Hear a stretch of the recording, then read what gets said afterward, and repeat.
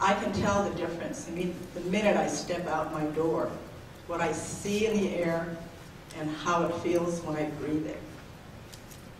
Walking into an air-conditioned room when I arrive at school in the morning is like a godsend to me. And I really feel badly for the many children that have to grow up in this air environment, because I know what they're facing. So what I've learned from this evening is that there's technology available. You just need to have the will to use it and require it. Why not use what works? And I think my final statement is that everybody here has a right to expect from an agency that is supported by our tax dollars that that agency works for the people.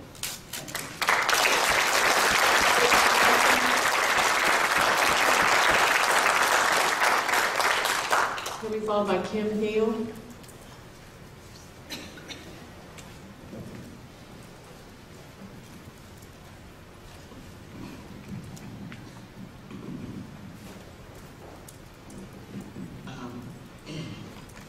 Can I see a show of hands of how many of you have kids?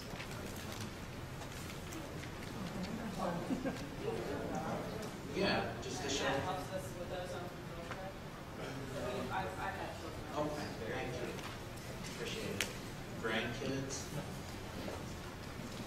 I don't know. To me, the fact that you guys are not seeing the bigger picture of how this affects them in the long haul is totally beyond me. I have a nephew who is on his way to becoming a father at the end of this year, and I can't say I'm really very happy. I'm more concerned than anything, because I really get concerned about what kind of future his kid is going to have.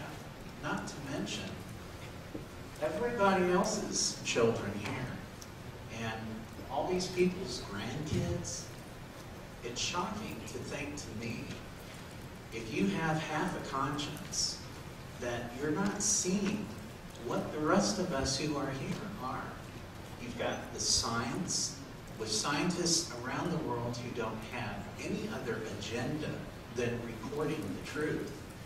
And then you have all these other people that are saying, well, it's all overblown, it's all of this, it's all of that. Those people don't know what they're talking about, but I would really like to see the people that have got invested interests that are providing that information. Because I think, well, I'm not somebody who knows everything about, pollution. I'm around enough people that do. And if I can represent all those people that aren't here tonight, those people, if they had a tenth of the truth of what I know and how deeply unethical this whole matter is, they wouldn't be standing in for it either.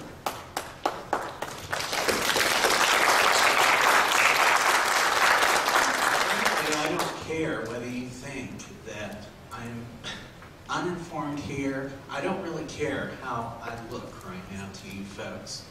Because aside from everything else, you owe it to everybody out here, as well as all those other people who aren't here tonight that would be, to take care of us. We're paying you to do the right thing. Thanks.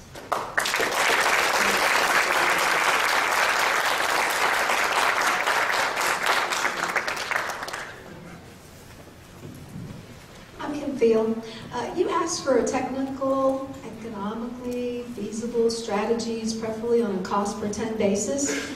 But based on your feedback at today's VOC storage stakeholder meeting, vapor recovery systems are not affordable to gas drilling companies, especially when natural gas prices are low. Today I had a conference call with Mr. Dale Henry, who is a retired well capper with experience capping 3,000 to 5,000 wells. He agreed with your comments that each well is unique, but he disagreed about the financial feasibility of vapor recovery systems.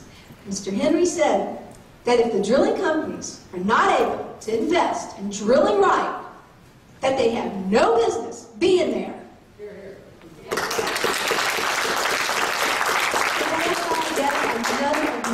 quality complaints with your TCEQ. The term nuisance odors needs to be removed from your workers' language. The paint shop down the street from my house was at it again. The verdict was that the shop's receipts showed they're not big enough to be regulated, and so you could not help me. And yet today, as I tried to paint the sign, I actually had to put on the mask that my dummy is wearing over there, just so I could paint my sign. The fumes were that bad. That's just an example of how you're not helping us. We could go back and forth about wet gas, dry gas, and what vapor recovery systems are good for, what they're not good for, but Mr. Henry agreed that the dry gas is good, that you don't have to invest in dehydration technologies. The dry gas is good because it requires smaller, less expensive vapor recovery systems. That the wet gas, yes, produces more product, but it needs to be dehydrated. So here are my 6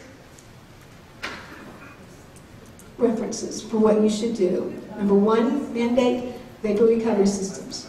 Number 2, provide free VOC blood baseline testing for those that are concerned. My son did not get that benefit. Number 3, adopt the Drill Right Texas best practices, which also asks that no bleed pneumatic valves and fittings should be used on pipeline networks. And number 4, mandate that the drilling companies join your TCEQ's natural gas store program, which right now is a voluntary program, which is a laugh, because that's like the fox watching the hen house. Number 5, Dr. Al Armendariz, if I said that right, has 4 things. I'll read them out to you. Reducing greenhouse gas emissions through the use of green completion methods on all well completions. Number 2, replace internal combustion engines with electric motors for compressed power. Number 3, use vapor recovery units on condensate tanks. Of course, I asked for that. 4, reduce fugitive emissions of methane, VOC, and HAPs with the program to replace natural gas actuated pneumatic valves with units actuated with compressed air. And lastly, I spoke to the City Council here in Arlington in March and asked, well, actually here at the ozone public hearing in March, and asked that spectrometers be used at all our drilling sites to quickly analyze harmful vapors and residues. At the very least, our police and fire departments should have these devices, which are small, portable, hopefully affordable, but hey, since Arlington's received over $59 million thus far in city-owned leased land, I think somebody can afford them.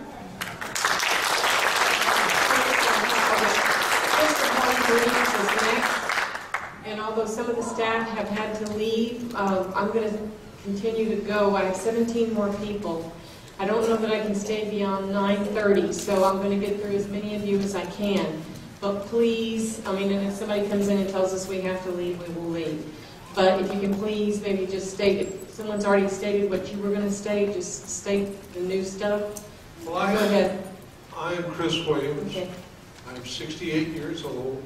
I have been in Texas as long as I could be, since 1986. And I have your little soundbite for you tonight.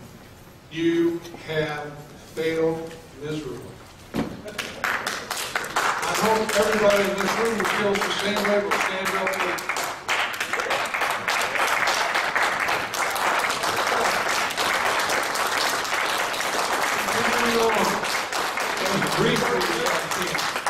I have been all over Texas, serving the citizens of Texas in my humble capacity.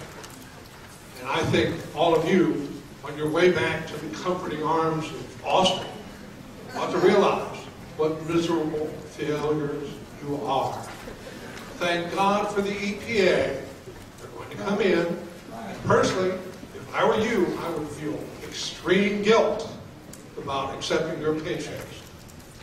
You have been co-opted by the polluters. You are proving to be totally ineffective.